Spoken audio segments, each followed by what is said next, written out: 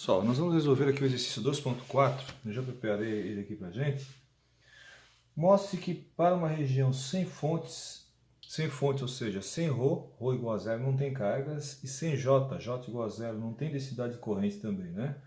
Um campo uniforme B igual a B0 seno de ômega ti não satisfaz as equações de Maxwell, certo? Na verdade, quando ele diz que ρ igual a zero e J igual a zero, ele está querendo dizer o seguinte, ó, divergente D igual a ρ igual a zero. Vai ficar zero aqui. Rotacional de H igual a J mais ED dt. Não tem corrente, J igual a zero. Né?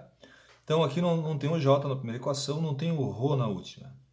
Esse caso aqui, essas equações, são as equações que governam o fenômeno de ondas. Né? Então ele está querendo dizer o seguinte, o campo magnético ele é gerado por variação do elétrico, que cria um magnético rotacional. O campo magnético variável com o tempo acaba criando um campo elétrico rotacional variável com o tempo. Esse campo elétrico, indução no caso, variável com o tempo, cria um magnético rotacional. Então um fica criando o outro e a onda vai se propagando no espaço. Esse caso aqui é o caso de ondas. Só que a gente tem que observar aqui duas coisas. Uma, o campo elétrico tem que variar com o tempo, o magnético também, né? E o campo magnético tem que ter rotacional, e o elétrico também, para uma igualdade, né? Por causa da igualdade nas duas equações, né? Ou seja, eles têm que variar com o espaço, o campo magnético tem que variar com o espaço e com o tempo, para ter derivada. O campo elétrico tem que variar com o espaço, por causa do rotacional, e com o tempo, certo?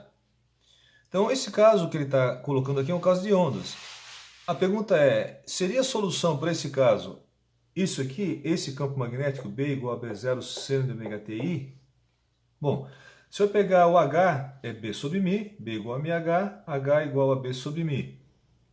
Então eu vou ter B0 seno de ômega ti sobre μ. Né? Se a gente olhar aqui, nem o B nem o H, claro, variam com x, y e z. Eles variam só com o tempo. Certo? Portanto, olhando para a primeira equação, por exemplo, se eu for fazer o rotacional de H, nabla H e JK, componentes do nabla, o meu H, assim como o B, só tem componente X, I, ó.